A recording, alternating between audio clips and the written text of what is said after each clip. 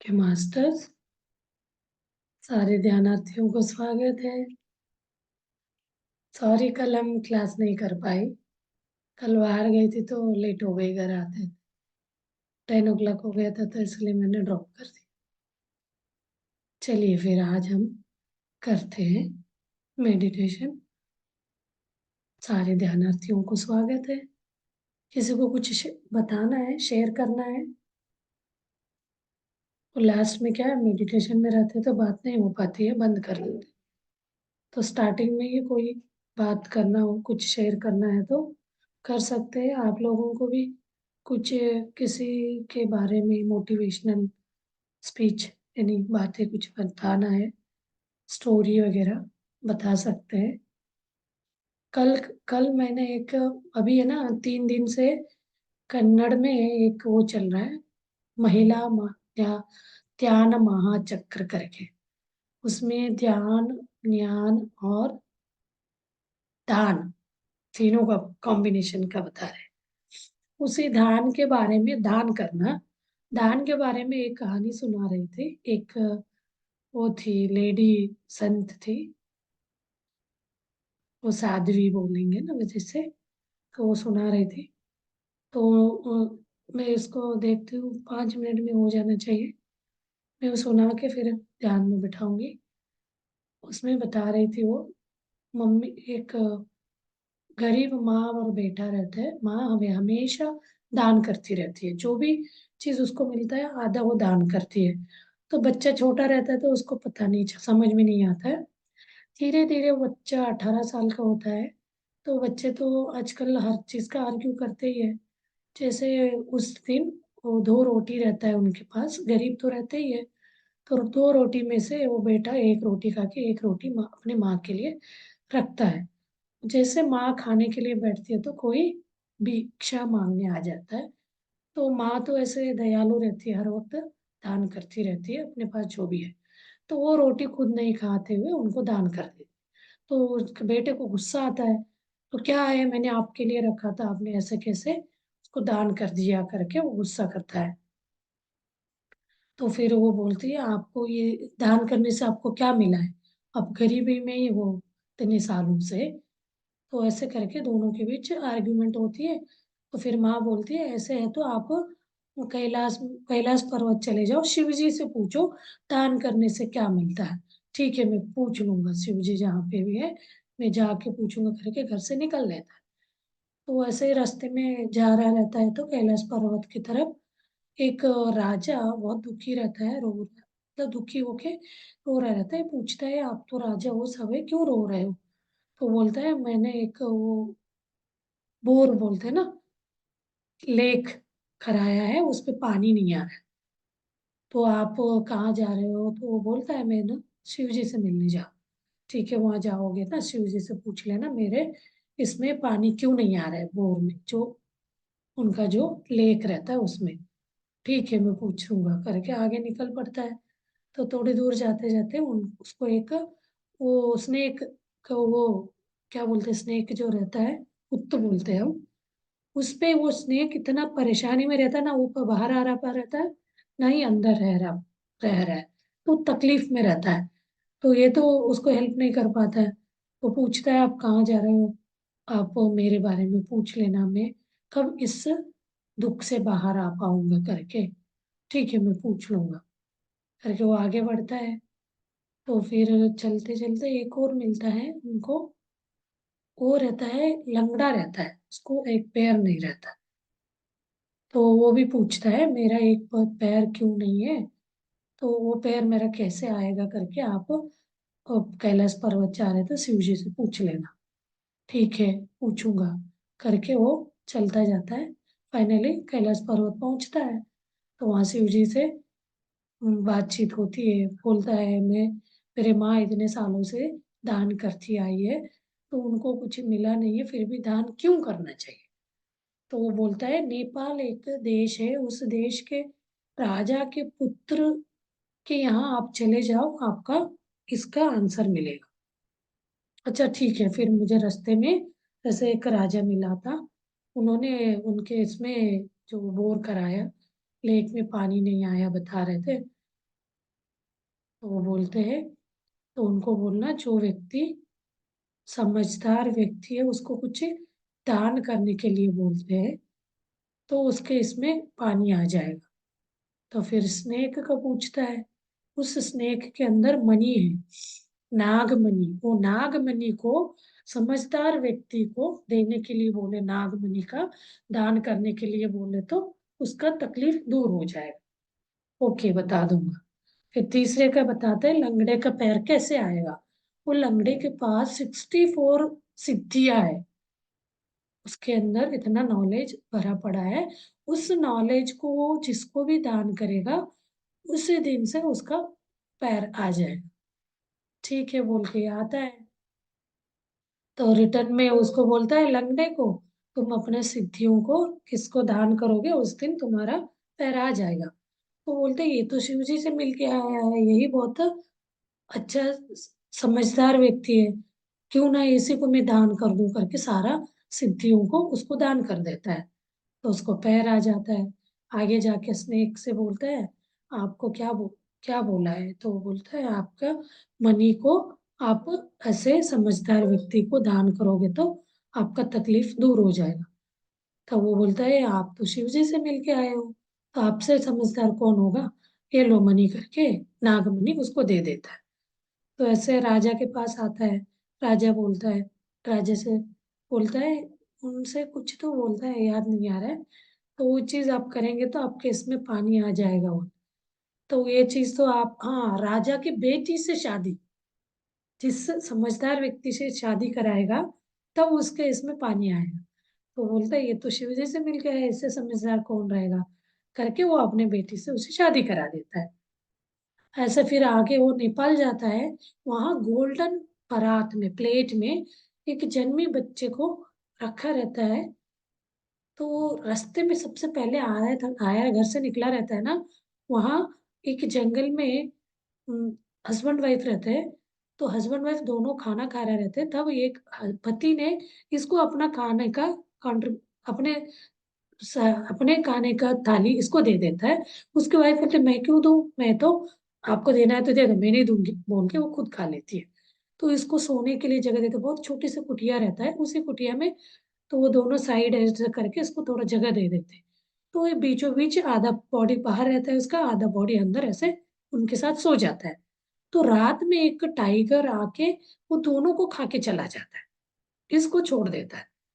तो अब ये यहाँ आता है, अब नेपाल के इसमें आता है। तो वो छोटा बच्चा बोलता है, आपको ये जानना है ये जो दान के मम्मी को क्या मिला। आपके मम्मी जो दान करी थी ना, उसी दान से आप उस दिन वो टाइगर आपको नहीं खाया, कि और एक दूसरे ने जो आपको दान किया था अपना थाली आपको खाने के लिए, मुझे और मेरे पत्नी में, मतलब वही वो जन्म लेके आया है।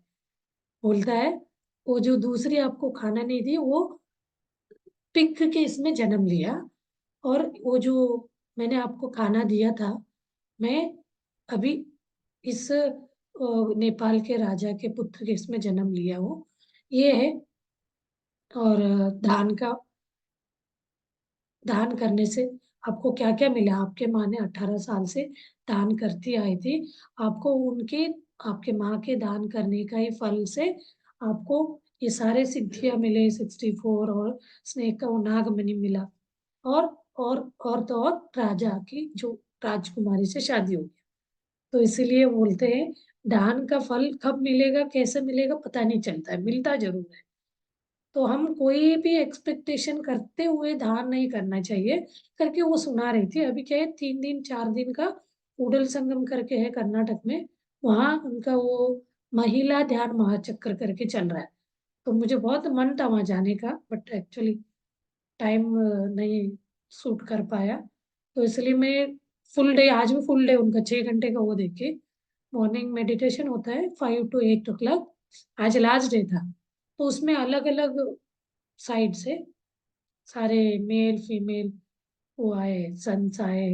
तो सब अपना अपना, वो भी ऐसे ही पत्री जी के ही जैसे उनका भी सोच था, जो हम कुडल संगम में उनका वो था, उनको बोलते हैं बसवन्ना करके। तो वो बहुत अच्छा, क्यों कूडल संघ में वो रह गए, कूडल संगम का मीनिंग भी बताया। ये जो हमारा तन मन को आत्मा से जोड़ेंगे, उसको जोड़ते हैं ना, इसको कूडल संगम कहा जाता है। तो हम लोग तो एक लिंग धारण करके उसको पूजा करने का करना समझ के हम उसको करते आए। तो वही चीज भी पत्री जी बोलते हैं। और हर प्राणियों में दया होना चाहिए, वो भी बोल के गए थे। ये 12वीं शताब्दी के टाइम के वो थे, वो संत से, संत भी नहीं है वो तो, फैमिली पर्सन थे, उनको दो दो वाइफ थे। और बहुत नियत था वो, मतलब कोई मिसयूज नहीं करना। राजा के इसमें वो थे, वो मंत्री थे। तो उन्होंने बहुत, उनके बारे में बहुत कुछ है, वो तो आज बताएंगे तो 2-3 दिन भी कम पड़ेगा, बट उसको साइड में रखे। उनके बारे में, उनको और पत्री जी का सोच को कैसे मीट करता होता है, दोनों का सोच एक सा ही है। वो उस समय आविष्कार किया, वो उन्होंने बताया। लेकिन अभी भी हम अंधविश्वास में उस चीज को पूरा, उनके जो सोच है उसको हम अडॉप्ट नहीं किया। तो उससे मिस गाइड करते हुए ये बांटना, मतलब जाति प्रथा ये सब कर करके उनको भी उसी जाति इससे करके फाइनली मार दिया जाता है। वो लो कास्ट और हाई कास्ट का शादी करा देते हैं। तो सबको बराबर बोलते थे, वो अपना देह को ही देगुल समझो करके उनका वचन बोलते हैं। वचन बताया, ये अपना देह ही देगुल है। और ये जो ऊपर का सिर, मंदिर का कलश है, अंदर जो आत्मा है वो भगवान परमात्मा है। उन्होंने उस समय बोला था। तो कर्नाटक उनके भी बहुत अनुयायी फॉलोअर्स है, अभी सब जगह है। बट एक्चुअली तब बोल के गए थे, अभी तक भी ऊंच नीच वाला ये खत्म नहीं हुआ। तो ये चीज बोलने से नहीं होगा, इसको पाठ करने से भी नहीं होगा, बैठ के हम मंत्र पठन करने से भी नहीं होगा, इसको अपनाना है, अपने अंदर बदलाव लाना।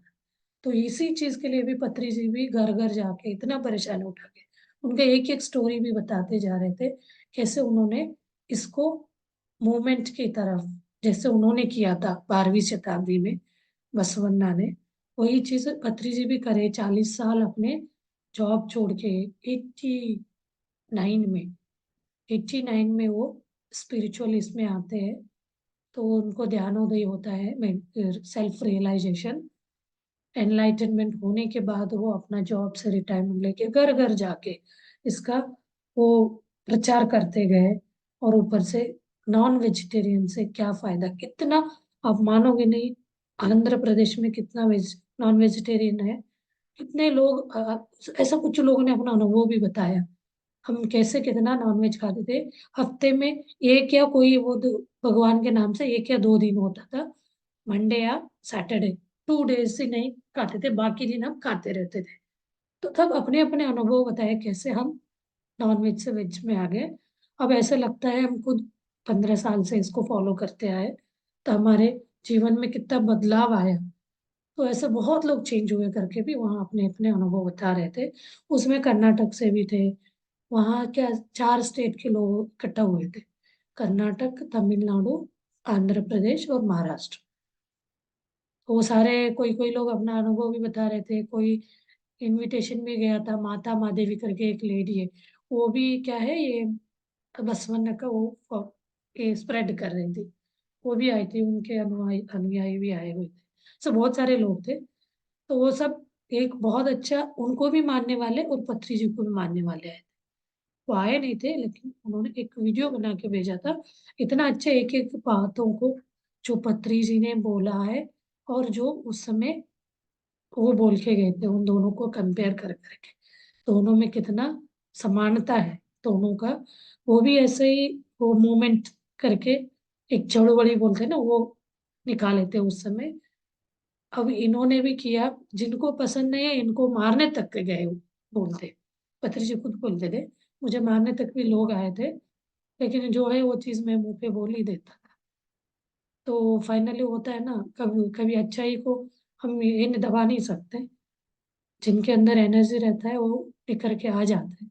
उनके अंदर था वो, उन्होंने तो इतना ध्यान कर करके अपने आप को, उनके बॉडी से ये जो ऑरा होता है ना पूरा, इतना मैं बताती भी हूँ क्लास में, बहुत बार बताया, उनका ब्लूइश ऑरा इतना थिक था बोलते हैं बहुत लोगों ने। ये पिरामिड वैली में और करताल में ध्यान करते समय अंधेरा जब करते तो उस समय बहुत लोगों ने उनके बॉडी के सराउंडिंग का ऑरा देखा है करके। खुद जो अपने जैसे जो लोग जाते हैं देखते हैं या मेडिटेशन कर, तो वो सब लोगों ने अपना अनुभव में एक्सपीरियंस में शेयर किया है। तो उसका उस क्लास में मैं 2-3 दिन बिजी भी थी। अच्छा लगा। तो मैं सोच रही थी आज ध्यान ही कराऊंगी, ये बताऊंगी नहीं बताते बताते टाइम हो जाता है।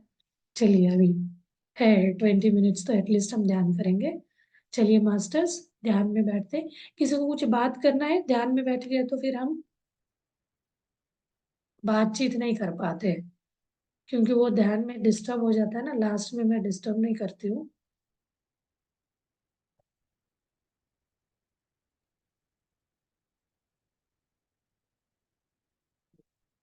चलिए ध्यान करते हैं।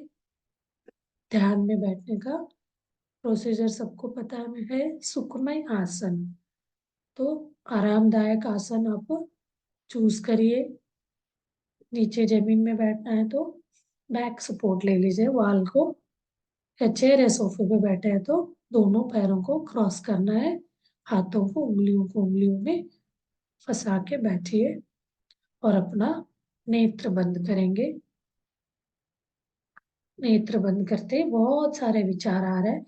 तो आप लोगों को ये भी लगता है मैं ध्यान कर रही हूँ, कैसे ध्यान लग रहा है, मेरा विचार तो आ रहे हैं। तो उसमें बहुत सारे एक्सपीरियंस, छोटे छोटे ये वाले बातों के बारे में भी बताया। जो व्यक्ति को विचार आ रहा है मतलब उसका ध्यान लग रहा वाला भी समझ लीजिए। तो क्योंकि विचार आना है नहीं, वो ध्यान करते करते चले ही जाएंगे। कोई को पता भी नहीं चलता। कोई ने ये बताया, हमें ये पता ही नहीं था हमारा श्वास चलता है कैसे। तो मुझे पहली बार जब इस ध्यान को समझा तो बैठा तो मैंने अपना श्वास को ही पकड़ने में मुझे, मैं बोलती हूँ ना, किसी किसी को ना हफ्ते महीने पर वही पता नहीं चलता हमारा श्वास कैसे चल रहा है। उसका रिदम को मतलब आते जाते को कैसे देखना है, तो उसी में कंफ्यूज हो जाते हैं। तो इन सब चीजों को करते करते हम लोग कहीं ना कहीं भटक भी जाते हैं। समटाइम्स कहीं वो ध्यान लग भी जाता है ना, हमें लगता है ध्यान ही नहीं हुआ होगा। तो ध्यान कोई को आज एक ने मुझे कॉल करके पूछा, तो मुझे ध्यान में ऐसा लगता है नींद जैसे हो गया। तो घर वाले देखते तो बोलते क्या है आप ऐसे झुक रहे थे, ये कैसे ध्यान है, ऐसे बोला है कि ध्यान है था क्या था। तो मैंने कहा नहीं सच में ध्यान है। ऐसे तो होता है जब हमारा बॉडी लाइट होता है तो क्या होता है बॉडी हिलने लगेगा। तो सामने वालों को लिखता है, समटाइम्स हमें बैठते हैं ध्यान में हमें भी उसका फीलिंग महसूस होता है। बट समटाइम्स हम डीप ध्यान में हैं तो पता नहीं चलता, लेकिन जो घर में आप देख रहे हैं उनको पता चलता है। तो उसके लिए आप बोल के रखिए घर वालों को ऐसा होता है, आप उनको ये ना करें, माइंड ना करें, परेशान ना हो। कभी कभी तो आप 2-2 3-3 घंटे मन लग गया तो बैठ जाते हैं। तब भी किसी को घर वालों को बोल के बैठना चाहिए मैं ध्यान में बैठ रही हूँ, इन्फॉर्म करके बैठना है। नहीं तो वो लोग घबराएंगे नहीं, ऐसा कुछ नहीं होगा। तो हम कोई भी चीज हमारे साथ गलत नहीं होगा जब हम ध्यान कर रहे होते हैं। ऐसे हमें डर रहता है हम गए तो वापस नहीं आएंगे। जब तक अपना जो इस पृथ्वी पे आए हुआ हमारा पर्पस ऑफ लाइफ पूरी नहीं होगी, हमारे इच्छाएं, हमारे जो इस लाइफ का, इस बॉडी का अंत नहीं होगा, पूरा कर्म का डिस्चार्ज नहीं होगा, हम नहीं जा सकते। वो कब होगा वो किसी को पता नहीं रहेगा। बहुत ध्यान करने वालों को ये पता चलता है उनका बॉडी छोड़ने का टाइम आ गया। तो ये चीज जब हम करते हैं ध्यान, डीप ध्यान में जाते हैं, तो ऑटोमेटिकली हमें कोई ना कोई मास्टर हेल्प करेगा। हमारे साथ कोई भी गलत होने नहीं देगा, हर तरह का सहाय हमें मिलता जाएगा। तो हमें क्या करना है, बैठ के अपना श्वास को देखना है। देखना है साक्षी भाव से। उसके ऊपर आपको टिप्पणी भी नहीं करना है, ये ऐसे क्यों है, मेरा श्वास बड़ा है छोटा है। उसको पकड़ने का, उसको जोर से छोड़ने का कुछ ना, नेचुरल जो हम अभी बात कर रहे हैं श्वास चल रहा है, उसी श्वास को मौन में रहते हुए देखना है। तो उसका आप स्पीड को, गति को फील कर सकते हैं। जो श्वास फास्ट, बहुत टेंशन में है, कहीं भाग के आके बैठ के आप ध्यान करें तो वो फास्ट फास्ट चलेगा। कभी हीट गर्म रहेगा, गर्म ज्यादा रहेगा। कभी आप वो टेंस में है या अंदर से आपको फीवरिश है, तो उस समय आपका वार्म, जो वार्म आपको अपर लिप्स में लगता है वो ज्यादा गर्म टच होगा, फील होगा आपको। तो ये क्यों होता है? तो आपके शरीर में टेम्परेचर बढ़ा रहेगा, उस कारण जो ऑक्सीजन जाएगा तो ठंडा फील, जब बाहर आएगा गर्म। जो आप बॉडी का टेम्परेचर है उस हिसाब से उतना वार्म आपके अपर लिप्स पे टच करेगा। जब इसी चीज को देखना है, आप इसमें इतना मग्न हो जाइए, तो आप हर आते हुए श्वास में आप अपने आप को ये समझिए, अच्छा ये अंदर मेरे शरीर में जा रहा है, पॉजिटिविटी। जब जो बाहर आ रहा है हमारे अंदर का ब्लॉकेज को, नेगेटिविटी को लेके जा रहा है। ये श्वास का यही मतलब है। जब हम श्वास लेते हैं तो हमारे शरीर को ऑक्सीजन प्रदान करता है। जब हम छोड़ते हैं तो हमारे शरीर के अंदर का जो ऑक्सीजन लेने के बाद जो CO2 बनता है उसको बाहर निकाल के बाहर कर देता है। तो कंटिन्यूअसली जब तक हम जब हमने जन्म लिया उस दिन से लेके अपने मृत्यु तक ये चलता ही रहता है। इसीलिए पत्री जी बोलते हैं इसी को अपना गुरु बनाना, इसको श्वास, श्वास को ही अपने गुरु बनाएंगे तो आपका मन इधर उधर नहीं भटकेगा। भटकेगा भी तो तुरंत हमें बोला जाता है, बीच में आप ध्यान के बीच में आपको नेगेटिव विचार आ रहे हैं, तब फिर आप अपने श्वास में देखेंगे। तो श्वास ही देखते बैठना है, बाकी का सब अपने आप ब्रह्मरंध्र खुलना, आपके एनर्जी, कॉस्मिक एनर्जी शरीर में एंटर होना, अपने पूरा बॉडी के ऑर्गन्स को, 72 नाड़ियों को क्लींस करना, वो सब अपने आप करता जाता है। हम बोल के इसलिए आपको याद दिलाते ये सब होता है, आपको इसके लिए कोई जोर नहीं डालना है। अपना बैठ के आपको सिंपली बैठना सीखना है, आधा घंटे 1 घंटे। आपको कुछ को श्वास नहीं भी पता चल रहा है ना, आप आंख बंद करके बैठ जाए, तो आप करते करते 1 दिन 2 दिन तीसरे दिन में तो आपको पता चले जाएगा, उसको देखते बैठना है। तो इस चीज को आप देखना शुरू करने से पहले अपना शरीर को रिलैक्स करें। कोई भी शरीर के अंदर तनाव नहीं होना चाहिए, कोई भी अंगांगों को टाइट नहीं रखना है, पूरा बॉडी को लूज करना है, रिलैक्स करना है। चाहे तो आप एक एक अंगांगों के थ्रू अपना स्कैन करिए या सर्वे करिए, सिर से लेके पांव तक, पैर के उंगली तक, पूरे शरीर को रिलैक्स करना है। नहीं तो श्वासों से आप अपने श्वास, लंबा श्वास लेंगे मुंह से, जितना आपने अंदर लिया उतने रेशो, 2 रेशो में, डबल, 3 टाइम्स उतने रेशो में आप अपना श्वास को पूरा बाहर करेंगे, तो आपका पूरा होल बॉडी रिलैक्स हो जाए। इस विधि को 3 4 5 टाइम्स, बस आपको कोई प्राणायाम की जरूरत नहीं, कुछ नहीं है। ये क्या है, सहज प्राणायाम कंटिन्यूअसली चलता रहेगा। एक अवेयरनेस, हमारा श्वास अंदर जाता है तो अपने शरीर में ऑक्सीजन जाता है, जब बाहर आता है तो CO2 आता है। तो ये चीज का, इसका रेशो, ये सारे चीज आपको फील, हर एक चीज आपको समझ में आने लगेगा अपने श्वास को देखते देखते। चलिए मास्टर्स, इसको आप अनुभव करिए, एक एक श्वास को देखते जाइए। मैं माइल्ड म्यूजिक लगाती हूँ।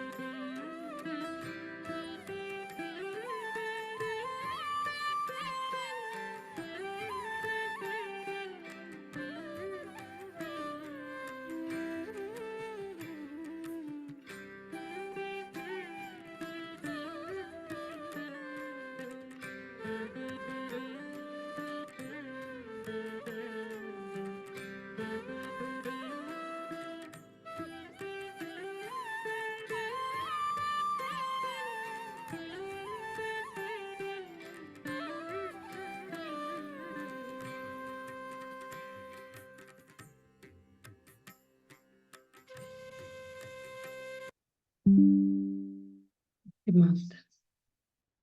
Last 30 minutes, 30 seconds.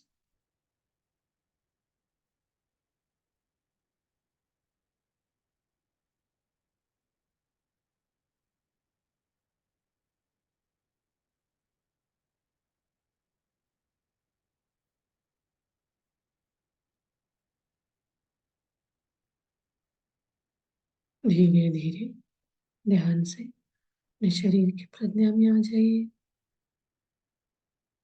अपना हाथ पैर हिलाइए।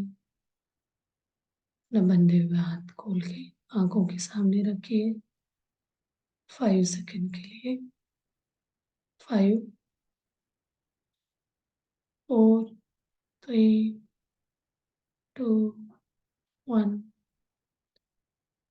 0। स्लोली हाथ सामने लाते हुए ना आंखें खोलिए।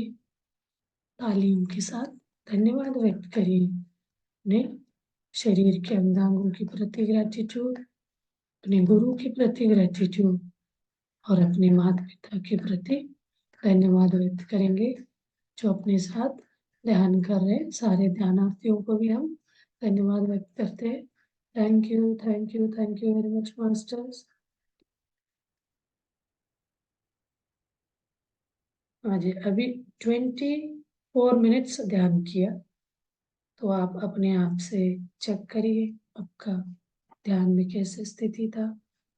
का विचार शून्य होने में कोई परेशानी तो नहीं हुई। तो आप अपना एनालाइज कर सकते हैं। उस हिसाब से आपको इसको बढ़ाते जाना है डेली। जितना आप ध्यान ज़्यादा करोगे उतना आपको इसका रिजल्ट मिलता जाएगा। कि मास्टर किसी को कुछ कहना तो नहीं है? टाइम हो गया। चलिए कल मिलते हैं। Thank you master, see you tomorrow.